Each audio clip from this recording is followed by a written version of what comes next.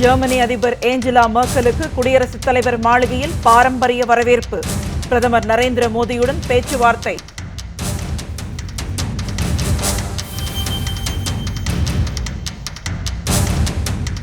காஷ்மீரில் தீவிரவாதிகளுடன் பாதுகாப்பு படையினர் கடும் துப்பாக்கிச் சண்டை. 3 தீவிரவாதிகள் கொல்லப்பட்டனர். 4 ராணுவ வீரர்களும் உயிரிழந்தனர்.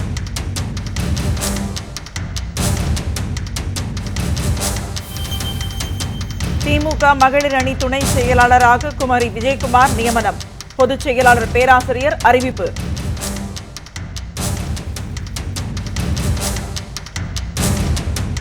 ஐந்தாவது நாளாக நீடிக்கும் லாரிகள் வேலை நிறுத்தத்தால் வரத்து குறைந்தது. காய்கறி, பழங்கள், மலர் விலை உயர்வு.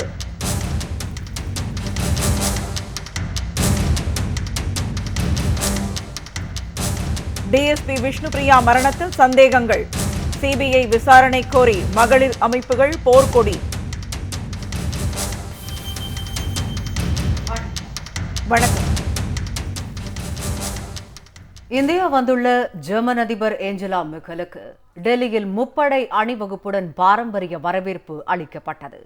இதில் பங்கேற்ற பிரதமர் நரேந்திர மோடி முப்படை தளபதிகளை அறிமுகம் செய்து வைத்த பின்னர் இரு தலைவர்களிடையே பேச்சுவார்த்தை தொடங்கியுள்ளது. 3 நாள் அரசுமுறை பயணமாக நேற்றிரவு டெல்லி வந்தடைந்த ஏஞ்சலா மெர்க்கலை விமான நிலையத்தில் மத்திய இணையமைச்சர் ஜெயந்த் சின்ஹா வரவேற்றார். இதனைத் தொடர்ந்து இன்று காலை குடியரசுத் தலைவர் மாளிகையில் முப்படை அணிவகுப்புடன் அவருக்கு உற்சாக வரவேற்பு அளிக்கப்பட்டது. இதில் பங்கேற்ற பிரதமர் நரேந்திர மோடி அமைச்சர்கள், அதிகாரிகள் மற்றும் முப்படை தளபதிகளை ஜெர்மன் அதிபருக்கு அறிமுகம் செய்து வைத்தார்.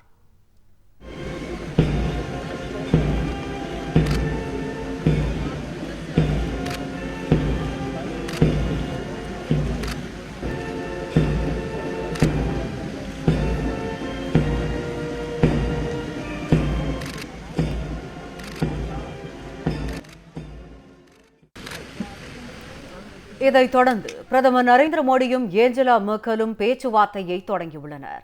பேச்சுவார்த்தையின் முடிவில் ராணுவம், பாதுகாப்பு, கல்வி, புதுப்பிக்கத்தக்க எரிசக்தி, உயர் தொழில்நுட்பம் மற்றும் மனிதவள மேம்பாடு, அறிவியல், ரயில்வே உள்ளிட்ட முக்கிய துறைகளில் ஒப்பந்தங்களும் கையெழுத்தாகின்றன. காஷ்மீரில் தீவிரவாதிகளுக்கும் பாதுகாப்பு படையினருக்கும் இடையே கடந்த 2 நாட்களாக நடைபெற்று வரும் துப்பாக்கிச் சண்டையில் 3 தீவிரவாதிகள் கொல்லப்பட்டனர். ராணுவ வீரர்கள் 4 பேரும் உயிரிழந்தனர். ஜம்மு காஷ்மீர் மாநிலம் குப்வாரா மாவட்டத்திற்கு உட்பட்ட ஹந்த்வாரா அருகே உள்ள ஹப்ருதா வனப்பகுதியில் தீவிரவாதிகள் பதுங்கி இருப்பதாக கிடைத்த தகவலின் பேரில் ராணுவத்தினர் அப்பகுதியை சுற்றி வளைத்தனர். இதையடுத்து தீவிரவாதிகள் துப்பாக்கியால் சரமாரியாக சுட்டனர். ராணுவத்தினரும் பதிலடி நடவடிக்கையில் ஈடுபட்டனர். எனினும் இந்த சண்டையில் ராணுவ வீரர்கள் 4 பேர் உயிரிழந்தனர். லாலோ என்ற மற்றொரு இடத்தில் நடைபெற்ற துப்பாக்கிச் சண்டையில் தீவிரவாதி ஒருவன் கொல்லப்பட்டான். புல்வாமா மாவட்டத்தில் நேற்று நிகழ்ந்த மற்றொரு துப்பாக்கிச் சண்டையில் ஜாய்ஷே முகமது அமைப்பைச் சேர்ந்த அடில் பதான் மற்றும் ரெஹ்மான் என்கிற பர்மி ஆகிய 2 தீவிரவாதிகள் கொல்லப்பட்டனர். இவர்கள் பாகிஸ்தானை சேர்ந்தவர்களாக இருக்கக்கூடும் என்று கூறப்படுகிறது. சென்னை எழும்பூர் பகுதி திமுக மகளிர் அணி நிர்வாகியின் மகள் திருமணத்தை திமுக பொருளாளர் மு.க. ஸ்டாலின் நடத்தி வைத்து மணமக்களை வாழ்த்தினார். எழும்பூர் 77வது வட்ட திமுக மகளிர் அணி நிர்வாகி பாக்கியம் மணிவண்ணன் தம்பதியரின் மகள் அம்மு என்கிற தமிழரசி, இவருக்கும் பெரியமேடு அந்தோணிராஜ் தேவகி தம்பதியரின் மகன் அந்தோணி விஜய் திருமணம் திமுக பொருளாளர் மு.க. ஸ்டாலின் இல்லத்தில் நடைபெற்றது. நிகழ்ச்சிக்கு தலைமையேற்று திருமணத்தை நடத்தி வைத்த மு.க. ஸ்டாலின் மணமக்களை வாழ்த்தினார். திருமதி துர்கா ஸ்டாலின், தலைமை கழக பேச்சாளர் எழிலன் மற்றும் மணமக்களின் குடும்பத்தினர் நிகழ்ச்சியில் கலந்து கொண்டனர்.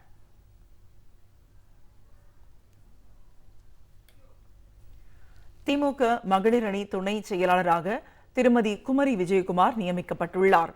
இதற்கான அறிவிப்பை திமுக பொதுச் செயலாளர் பேராசிரியர் அன்பழகன் வெளியிட்டுள்ளார். மதிமுக மகளிர் அணி செயலாளராக பணியாற்றி வந்த திருமதி குமரி விஜயகுமார் கடந்த மாதம் திமுக தலைவர் கலைஞர் முன்னிலையில் திமுகவில் இணைந்தார். இந்நிலையில் திமுக பொதுச் செயலாளர் பேராசிரியர் க. அன்பழகன் இன்று வெளியிட்டுள்ள அறிவிப்பில் திமுக மகளிர் அணி துணை செயலாளராக ஏற்கனவே பணியாற்றி வருபவர்களுடன் திருமதி குமரி விஜயகுமார் மகளிர் அணி துணை செயலாளராக நியமிக்கப்படுவதாக தெரிவித்துள்ளார். 5வது நாளாக நீடிக்கும் லாரிகள் வேலை நிறுத்தத்தால் காய்கறிகள், பழங்கள் மற்றும் மலர்களின் வரத்து குறைந்து விலைகள் 20% அதிகரித்துள்ளன. ஸ்ட்ரைக் நீடித்தால் பொதுமக்கள் விலைவாசி உயர்வால் பாதிக்கப்படுவார்கள் என வணிகர்கள் எச்சரிக்கை விடுத்துள்ளனர். சுங்கச்சாவடிகளை மூட வேண்டும் அல்லது கட்டணங்களை சீரமைக்க வேண்டும் என்பது உள்ளிட்ட கோரிக்கைகளை முன்வைத்து அகில இந்திய அளவில் லாரி உரிமையாளர்கள் மேற்கொண்டுள்ள வேலைநிறுத்தம் இன்று 5வது நாளை எட்டியுள்ளது. இந்த போராட்டம் காரணமாக தமிழகத்தில் சரக்கு போக்குவரத்து பாதிப்படைந்து வருகிறது. சென்னை கோயம்பேடு சந்தைக்கு காய்கறிகள், பழங்கள் மற்றும் மலர்களின் வரத்து 25% அளவிற்கு குறைந்துள்ளது. இதன் காரணமாக விலைகள் 20% உயர்ந்திருப்பதாக வியாபாரிகள் சங்க நிர்வாகிகள் தெரிவித்தனர். இன்னைக்கு நடைபெற மத்திய அரசாங்கத்தில் நிதின் கட்காரி பேச்சுவார்த்தை நடத்துகிறதா லாரி அதிபர்களிடம் செய்திகள் வந்திருக்கு. அது நல்ல முறையில் நடக்கணும். நடந்து இந்த பிரச்சனை சுமூகமாக தீர்ந்து லாரி உரிமையாளர்களுக்கு ஒரு நல்ல வழியை காமிச்சு இந்த பிரச்சனையை தீர்த்து வச்சா இதோட சுமூகமான ஒரு சூழ்நிலை நாட்டில் மலரும். வாகனங்கள் சீராக நிலையில் ஓடும். அதை விட்டுட்டு இது தொடர்மையானால் மருந்து, பால், காய்கறிகள், மலர்கள், பழங்கள் போன்ற அத்தியாவசியமான இதுகள் கூட கிடைப்பதற்கு தாமதமாகும். போராட்டத்தில் பங்கேற்பது பற்றி எல்பிஜி லாரி உரிமையாளர்கள் நாமக்கல்லில் அவசர ஆலோசனை மேற்கொண்டனர்.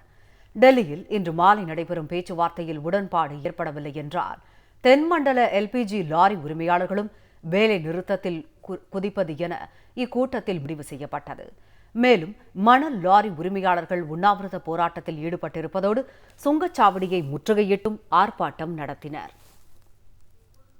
உரிமையாளர்களையும் பொதுமக்களையும் பெரிதும் பாதிப்பிற்குள்ளாகும் சுங்கச்சாவடியில் நடைபெறுகின்ற கட்டண கொள்ளையை கண்டித்து நாடு முழுவதும் உள்ள சுங்கச்சாவடிகளை அகற்ற வேண்டியும், அனைத்து வாகனங்களுக்கும் வேகத்தடை கருவி பொருத்த வேண்டும் என்ற அறிவிப்பை தடை செய்ய வேண்டியும் ஆல் இந்தியா மோட்டார் காங்கிரஸ் நிர்வாகிகள் கேட்டுக்கொண்டதற்கிணங்க இன்றைய தினம் எங்களுடைய உணர்வுகளை மத்திய அரசுக்கு தெரிவிக்கின்ற வகையில் அனைத்து மாவட்டங்களைச் சேர்ந்த நிர்வாகிகளை அழைத்து கீரம்பூர் டோல் பிளாசாவிலே இந்த கண்டன ஆர்ப்பாட்டம் நடத்துகிறோம். இந்தியா முழுவதும் சுமார் 20,000 கோடி வர்த்தகம் பாதித்துள்ளது. அதுவும் லாரி துறை நம்பியுள்ள கூலித்தொழில்கள் வருமானம் இல்லாமல் அவர்கள் குடும்பங்கள் பட்டியலில் இருந்து வருகிறது.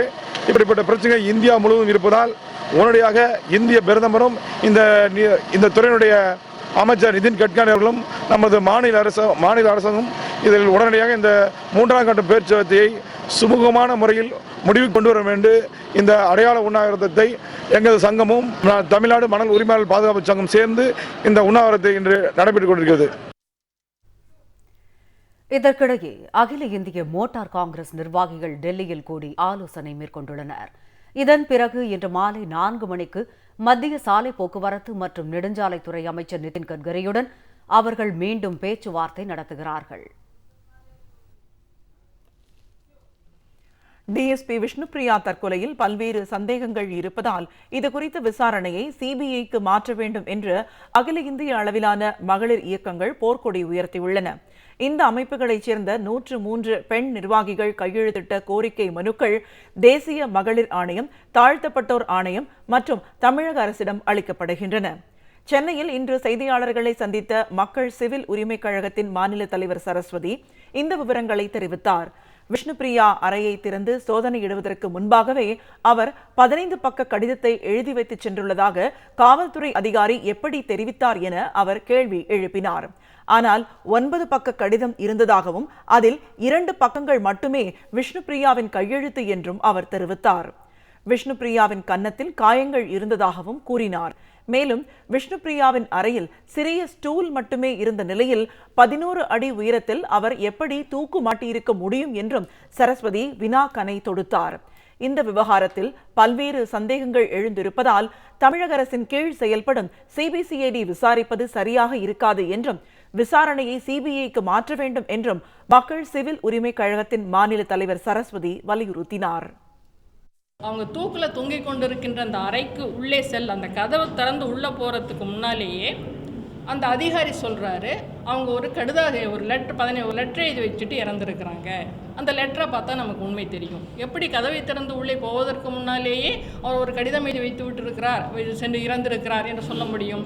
ரெண்டாவதாக அவர் அவங்க ஒரு 15 பக்க கடிதம் எழுதி வச்சுருக்காங்க அப்படின்னு சொல்கிறோம். ஆனால் உள்ளே போய் பார்த்தா அது 9 பக்க கடிதம் தான். அந்த 9 பக்க கடிதத்துலேயும் 2 பக்கம் தான் வந்துட்டு விஷ்ணுபிரியா கையெழுத்தாகவும் மீதி 7 பக்கம் வேறு யாருடைய கையெழுத்தாகவும் இருக்குது. ஆக அது எப்படி வந்துட்டு விஷ்ணுபிரியா அது 2. மூன்றாவது என்னென்னா, ஒரு 9 பக்க கடிதம் எழுதினவங்க கடிதத்தின் இறுதியிலாவது அவங்க தற்கொலை செய்து கொண்டு இருந்தார்கள் என்றால், கடிதத்தின் இறுதியிலாவது இந்த காரணங்களுக்காக நான் தற்கொலை செய்து கொள்ளுகிறேன் என்று குறிப்பிட்டிருப்பார் அல்லவா? அப்படி எந்த ஒரு குறிப்புமே அந்த கடிதத்தில் கிடையாது. 4வது பார்த்திங்கன்னா, அவங்க தற்கொலை செய்து கொண்டதாக கூறப்படுகின்ற அந்த அறையினுடைய உயரம் 11 அடி. அங்கே இருந்தது ஒரு சின்ன ஸ்டூல் தான், ஒரு குள்ள ஸ்டூல் தான் அங்கே கிடந்தது. அந்த ஒரு குள்ள ஸ்டூலில் ஏறி எப்படி 11 அடி உயரம் உள்ள அந்த ரூஃப்லேருந்து, அந்த கூரையிலேருந்து அவர்கள் தூக்கு போட்டு சாக முடியும்? 2வது, அந்த பாடியில் பார்த்திங்கன்னா கன்னத்தில் காயம் இருக்குது. இந்த இவைகளையெல்லாம் பார்த்த பின்னால் தான் நமக்கு வந்துட்டு அது தற்கொலை இல்லை அப்படின்ற ஒரு சந்தேகம் வருகிறது. எனவே இந்த மரணத்தை சந்தேகத்திற்கு இடமான மரணமாக அறிவிக்க வேண்டும். சென்னையில் 5 கோடி ரூபாய் பணம் கேட்டு என்ஜினியரிங் கல்லூரி மாணவனை கடத்திய 4 பேரை காவல்துறை சுற்றி வளைத்து கைது செய்தனர். மாணவரை கடத்திய காரையும் காவல்துறையினர் பறிமுதல் செய்தனர். காவல்துறையினர் கடத்தல்காரர்களை விரட்டி பிடிக்கும் போது வாகனம் விபத்துக்குள்ளானதை அடுத்து கடத்தப்பட்ட மாணவன் மீட்கப்பட்டான். சென்னை போயஸ் கார்டனைச் சேர்ந்த தொழிலதிபர் ரவிவர்மன், அவருடைய மகன் அபிஷேக் தனியார் பொறியியற் கல்லூரியில் பயின்று வருகிறார். அவரை கடந்த சனிக்கிழமையன்று மர்ம நபர்கள் கடத்திச் சென்றனர். கடத்தல்காரர்கள் பெற்றோரிடம் 5 கோடி ரூபாய் வரை பணம் கேட்டு தொலைபேசியில் மிரட்டல் விடுத்தனர். அந்த செல்போனின் சிக்னல் மூலம் பல்லாவரம் பகுதியில் கடத்தல்காரர்கள் பதுங்கியிருப்பது கண்டுபிடிக்கப்பட்டது. இதனையடுத்து வாகன சோதனையில் ஈடுபட்டபோது கடத்தல்காரர்களின் வாகனம் கட்டுப்பாடு இழந்து சாலை தடுப்புச் சுவரில் மோதியது. இதனையடுத்து கடத்தல் வாகனத்தை காவல்துறையினர் சுற்றி வளைத்தனர். வாகனத்தில் இருந்த மாணவன் அபிஷேக் மற்றும் 4 பேரை காவல்துறையினர் கைது செய்தனர். வாகனத்தையும் பறிமுதல் செய்தனர். கடத்தலில் ஈடுபட்ட அப்துல்லா, ஷேக் ஆகிய 3 பேர் கைது செய்யப்பட்டனர். 2 நாட்களாக பொறியியல் மாணவரை வாகனத்திற்குள் அடைத்து வைத்தபடியே சென்னை முழுவதும் கடத்தல்காரர்கள் சுற்றி கொண்டிருந்தது விசாரணையில் தெரியவந்துள்ளது. கடத்தல்காரர்களின் முன்விரோதம், பின்னணி குறித்து தேனாம்பேட்டை காவல்துறையினர் விசாரணை நடத்தி வருகின்றனர். கடத்தலில் ஈடுபட்ட சந்தோஷ் உள்ளிட்ட 3 பேரை காவல்துறையினர் தீவிரமாக தேடி வருகின்றனர். தொழிலதிபர் ரவிவர்மனின் அலுவலக உதவி மேலாளர் சந்தோஷ் என்பவர்தான் அபிஷேக்கை காதல் விவகாரத்தை பயன்படுத்தி பணம் வசூலிப்பதற்காக கடத்தல் முயற்சியில் ஈடுபட்டார் என்பது விசாரணையில் தெரியவந்துள்ளது. கடலூர் மாவட்டம் குறிஞ்சிப்பாடி நகரைச் சேர்ந்த 200 இளைஞர்கள் பல்வேறு கட்சிகளில் இருந்து விலகி மாவட்ட செயலாளர் MRK பன்னீர்செல்வம் முன்னிலையில் திமுகவில் இணைந்தனர். நமக்கு நாமே பயணத்தின் 2ஆம் கட்டமாக திமுக பொருளாளர் மு.க. ஸ்டாலின் வருகிற 18ஆம் தேதி கடலூர் மாவட்டத்திற்கு செல்கிறார். இதற்கான ஏற்பாடுகள் பற்றி விவாதிப்பதற்காக கடலூர் கிழக்கு மற்றும் மேற்கு மாவட்ட திமுக செயற்குழு கூட்டம் குறிஞ்சிப்பாடியில் மாவட்ட அவைத் தலைவர்கள் தங்கராசு மற்றும் டாக்டர் நந்தகோபாலகிருஷ்ணன் ஆகியோர் தலைமையில் நடைபெற்றது. கிழக்கு மாவட்ட செயலாளர் MRK பன்னீர்செல்வம், மேற்கு மாவட்ட செயலாளர் வே. கணேசன், மாணவர் அணி செயலாளர் இல புகழேந்தி உள்ளிட்ட நிர்வாகிகள் இதில் கலந்து கொண்டனர். கூட்டத்தில் பேசிய MRK பன்னீர்செல்வம், கடலூரில் நீதி கேட்கும் பேரணியை வெற்றிகரமாக நடத்தியதை போன்று நமக்கு நாமே பயண திட்டத்தையும் வெற்றிகரமாக நடத்தும் வகையில் அனைத்து நிர்வாகிகளும் அதற்கான ஏற்பாடுகளை மேற்கொள்ள வேண்டும் என்றார். நமக்கு நாமே திட்டம், விடியல் மீட்பு பயண திட்டம் நம் கடலூர் மாவட்டத்தில் சிறப்பாக நடைபெற்றது என்ற செய்தி தமிழகம் முழுவதும் எப்படி புதுச்சேத்திர கூட்டத்தை இன்னும் பீட் பண்ண முடியல, புதுச்சேத்திர கூட்டத்தை இன்னும் பீட் பண்ண முடியவில்லை. ஆக நம்முடைய புதுச்சேத்திர கூட்டத்தை நாம் சிறப்பாக நம்முடைய மாவட்டத்தில் செய்தோமோ அதே போல விடியல் மீட்பு பயண திட்டத்தை சிறப்பாக நாம் நடத்த வேண்டும் என்ற உறுதியை நம்முடைய நிர்வாகிகள் அனைவரும் சேர்ந்து எடுத்து அத்தகைய நான் சிறப்பாக நடத்த வேண்டும். இந்த கூட்டத்தின் முடிவில் குறிஞ்சிப்பாடி நகரப்பகுதியைச் சேர்ந்த 200 இளைஞர்கள் பிற கட்சிகளில் இருந்து விலகி MRK பன்னீர்செல்வம் முன்னிலையில் திமுகவில் இணைந்தனர். கட்சியில் இணைந்த அனைவருக்கும் MRK பன்னீர்செல்வம் கைத்தறி ஆடை அணிவித்து வரவேற்றார். அதிமுகவைச் சேர்ந்த உடுமலைப்பேட்டை நகர்மன்ற தலைவர் 5 கோடி ரூபாய் ஊழல் செய்திருப்பதாக லஞ்ச ஒழிப்பு போலீசார் வழக்கு பதிவு செய்துள்ளனர். திருப்பூர் மாவட்டத்தில் உள்ள உடுமலைப்பேட்டை நகராட்சி தலைவரான அதிமுகவைச் சேர்ந்த சோபனா, நகராட்சி ஆணையருடன் சேர்ந்து கொண்டு நகராட்சி கடைகளை விதிகளை மீறி ஏலம் விட்டதில் 5 கோடி ரூபாய் ஊழல் செய்திருப்பதாக சென்னை உயர்நீதிமன்றத்தில் திமுக நகர்மன்ற உறுப்பினர் அரச காளை வழக்கு தொடர்ந்தார். இதை விசாரித்த உயர்நீதிமன்றம் நகராட்சி தலைவர், ஆணையர் இருவர் மீதும் வழக்கு பதிவு செய்து விசாரிக்குமாறு லஞ்ச ஒழிப்பு போலீசாருக்கு உத்தரவிட்டது. அதன்படி லஞ்ச ஒழிப்பு போலீசார் வழக்கு பதிவு செய்துள்ளனர். 5 கோடி ரூபாய்க்கு மேலே கடை ஏல ஓட்டத்தில் ஊழல் நடந்திருக்கு. இதனால் சென்னை உயர்நீதிமன்றத்தில் வழக்கு தொடர்ந்தேன். நகராட்சி ஆணையாளர் மேலேயும் அதிமுக நகரமன்ற தலைவர் மேலேயும் வழக்கு தொடர்ந்து லஞ்ச ஒழிப்புத்துறையில் வழக்கு பதிவு எஃப்ஐஆர் பதிவு பண்ணி விசாரிச்சுட்டு இருக்காங்க.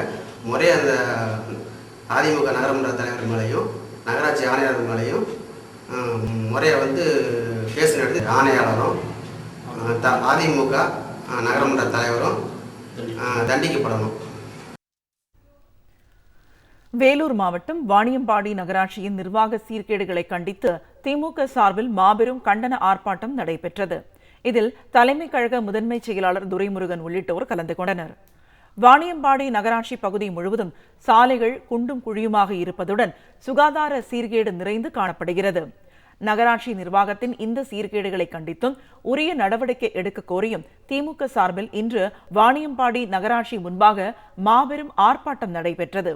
வேலூர் மேற்கு மாவட்ட செயலாளர் தேவராஜ் தலைமையில் நடைபெற்ற இந்த ஆர்ப்பாட்டத்தை திமுக தலைமை கழக முதன்மை செயலாளர் துரைமுருகன் தொடங்கி வைத்தார். ஆர்ப்பாட்டத்தில் பேசிய அவர், வாணியம்பாடி மட்டுமின்றி தமிழகம் முழுவதும் நிர்வாக சீர்கேடு மலிந்துள்ளது என்றார். பின்னர் செய்தியாளர்களிடம் பேசிய துரைமுருகன், வாணியம்பாடி நகரில் பல கோடி ரூபாய் செலவில் சாலைகள் போடப்பட்டதாக கூறி முறைகேடு நடைபெற்றுள்ளதாகவும் சாலைகள் குண்டும் குழியுமாகத்தான் காட்சியளிப்பதாக தான் தெரிவித்தார். 2016ஆம் ஆண்டு சட்டமன்ற தேர்தலில் திமுக ஆட்சி அமைந்தால்தான் இதற்கு தீர்வு காணப்படும் என்றும் தெரிவித்தார். சுகாதாரம் இல்லை, சாலை வசதி இல்லை, குடிநீர் பிரச்சனை தீர்க்கவில்லை, பாதாள சக்கரைக்கு வேண்டிய நடவடிக்கை எடுக்கவில்லை, காவேரி கூட்டு குடிநீர் திட்டத்தை அமல்படுத்துவதற்கு கொண்டு வருவதற்கு வேண்டிய ஆரம்ப வேலையை செய்யவில்லை. நிர்வாகம் இன்றைக்கு ஸ்தம்பித்திருக்கிறது, ஊழல் மெலிந்திருக்கிறது. இது ஏதோ வாணியம்பாடியில் மட்டும்தான் இந்த நிலை இருக்கிறது என்றல்ல, தமிழ்நாடே இந்த நிலையில் தான் இருக்கிறது. எல்லா நிர்வாகங்களும் இப்படிதான் சீர்கெட்டு இருக்கிறது. ஆகவே இவைகளுக்கெல்லாம் ஒட்டுமொத்தமான ஒரு பரிகாரம் தேவை என்றால் ஆட்சி மாற்றம் தான். வேலூர் கிழக்கு மாவட்ட செயலாளர் காந்தி, மத்திய மாவட்ட செயலாளர் AP நந்தகுமார், மாநகர செயலாளர் கார்த்திகேயன், தலைமை செயற்குழு உறுப்பினர் RS ஆனந்தன், மாவட்ட துணை செயலாளர்கள் ஜோதிராஜன், சம்பத்குமார், வாணியம்பாடி நகர செயலாளர் தன்வீர் அகமது, மாவட்ட இளைஞர் அணி அமைப்பாளர் சாரதிகுமார் உள்ளிட்ட பல்லாயிரக்கணக்கானோர் ஆர்ப்பாட்டத்தில் கலந்து கொண்டனர். 2016 சட்டப்பேரவைத் தேர்தலில் திமுக கூட்டணியில் நீடிப்போம் என பெருந்தலைவர் மக்கள் கட்சி தலைவர் NR தனபாலன் தெரிவித்துள்ளார். ஈரோடு மாவட்டம் அந்தியூரில் பெருந்தலைவர் மக்கள் கட்சியின் சார்பில் ஏழை எளியோருக்கு நலத்திட்ட உதவிகளையும் மாணவர்களுக்கு கல்வி உதவித் தொகைகளையும் அக்கட்சியின் நிறுவனர் NR தனபாலன் வழங்கினார். பின்னர் செய்தியாளர்களிடம் பேசிய அவர், முதலமைச்சர் ஜெயலலிதா விவசாயிகள் நலனில் அக்கறை செலுத்துவது இல்லை என்றார். ஏரி கால்வாய்களை அதிமுக அரசு தூர்வாரவில்லை என்றும் நீர் ஆதாரங்களை பாதுகாக்க இந்த அரசு தவறிவிட்டது என்றும் குறிப்பிட்டார். கர்நாடக அரசுடன் பேச்சுவார்த்தை நடத்தி காவிரி நீரை பெற்றுத்தர முயற்சி எடுக்காமல் முதலமைச்சர் ஜெயலலிதா கடிதம் மட்டுமே எழுதி கொண்டிருப்பதாக NR தனபாலன் குற்றம் சாட்டினார்.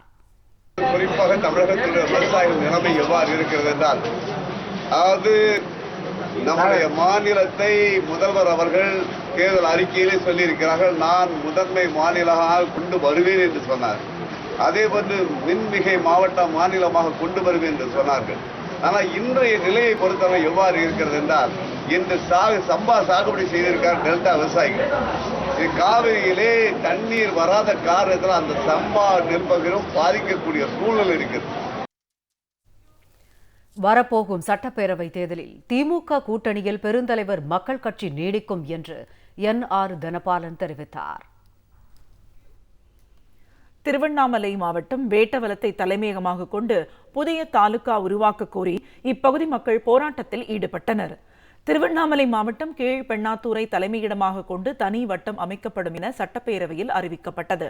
கீழ்பெண்ணாத்தூர் வட்டத்தில் சேர்க்கப்படும் வேட்டவலம் பேரூராட்சியில் மட்டும் 5000க்கும் மேற்பட்ட மக்களும் 1500க்கும் மேற்பட்ட வணிக நிறுவனங்களும் உள்ளதுடன் வேட்டவலம் சுற்றுவட்டாரத்தில் உள்ள 48 கிராமங்களைச் சேர்ந்த மக்கள் கீழ்பெண்ணாத்தூர் செல்ல அதிக தூரம் சுற்றிச் செல்ல வேண்டியிருப்பதுடன் போதுமான பேருந்து வசதிகளும் இல்லாததால் கீழ்பெண்ணாத்தூர் தாலுகா அறிவிப்பை ரத்து செய்து வேட்டவலம் அல்லது தளவாய்க்குளத்தை தலைமையகமாக கொண்டு புதிய தாலுகா ஏற்படுத்த கோரி வேட்டவலத்தில் நேற்று கடை அடைப்பு மற்றும் உண்ணாவிரதம் நடைபெற்றது.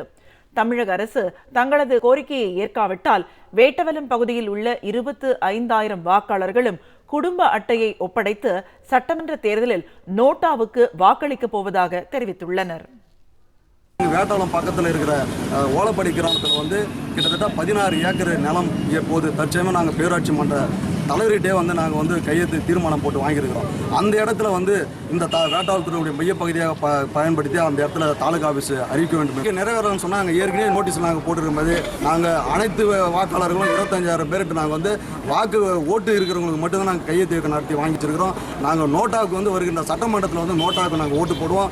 அப்படியே நடவடிக்கை செவி சாய்க்கலன்னு சொன்னால் எங்களுடைய குடும்ப அட்டையை ஒட்டுமொத்தமாக கொண்டு போய் மாவட்ட செயலர் ஒப்படைச்சு எங்களுடைய ஒட்டுமொத்த எதிர்ப்பை நாங்கள் பதிவு செய்யணும். நாமக்கல் மாவட்ட திமுக இளைஞரணி முகநூலை மேம்படுத்த இணையதள முகவர்களுக்கு சிறப்பு பயிற்சி அளிக்கப்பட்டது. இளைஞரணி செயலாளர் மு.க. ஸ்டாலினின் நமக்கு நாமே பயண விவரங்களையும் அதிமுக ஆட்சியின் அவலங்களையும் முகநூலில் பதிவு செய்து பொதுமக்களுக்கு தெரியப்படுத்துமாறு பயிற்சி பெறுவோர் அறிவுறுத்தப்பட்டனர். நாமக்கல் மாவட்ட திமுக இளைஞரணி முகநூலில் கடந்த ஆண்டு இணைந்தது. திமுக தலைமை கழக அறிவிப்புகள், கட்சி கூட்டங்கள், போராட்டங்கள், முக்கிய நிகழ்வுகள் உள்ளிட்டவை அவ்வப்போது இதில் அறிவிக்கப்பட்டு வருகின்றன.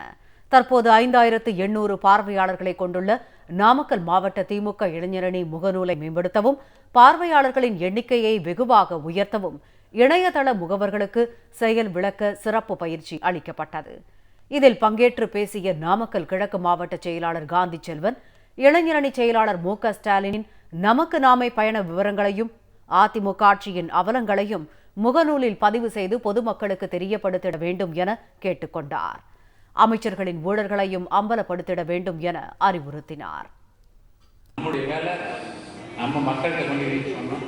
தளபதி என்ன செய்யக்கூடாது, என்னெல்லாம் பண்ணிட்டு இருக்காங்க, அந்த மாதிரி செய்தி கொண்டு அதே போல தலைவருடைய செய்தி, நம்ம ஆட்சியில் செய்தி, நம்முடைய பகுதியில் நடக்கிற குறைபாடுகள், இந்த அரசாங்கத்தால் நடக்கிற குறைபாடுகள் எடுத்து போட்டீங்கன்னா அதை எல்லாரும் பார்ப்பாங்க. நம்ம ஊர் செய்தி எல்லோரும் ரசிப்பாங்க, பார்ப்பாங்க. அது போன்ற பணிகளில் நீங்கள் ஈடுபட வேண்டும். அது நாமக்கல் மேற்கு மாவட்ட செயலாளர் மூர்த்தி, நாமக்கல் கிழக்கு மாவட்ட இளைஞரணி அமைப்பாளர் ராஜேஷ்குமார், மேற்கு மாவட்ட இளைஞரணி துணை அமைப்பாளர் மதுரா, இணையதள மேற்பார்வையாளர்கள் கலையரசு, சர்தார் உள்ளிட்டோர் பயிற்சி பட்டறையில் பங்கேற்றனர். மீண்டும் தலைப்புச் செய்திகள். ஜெர்மன் அதிபர் ஏஞ்சலா மெர்க்கலுக்கு குடியரசுத் தலைவர் மாளிகையில் பாரம்பரிய வரவேற்பு, பிரதமர் நரேந்திர மோடியுடன் பேச்சுவார்த்தை.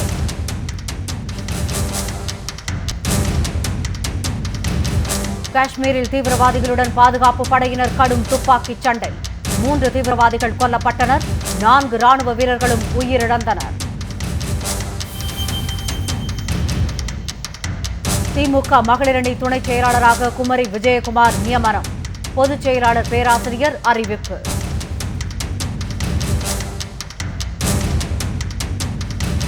ஐந்தாவது நாளாக நீடிக்கும் லாரிகள் வேலை நிறுத்தத்தால் போக்குவரத்து குறைந்தது, காய்கறி பழங்கள் மலர் விலை உயர்வு.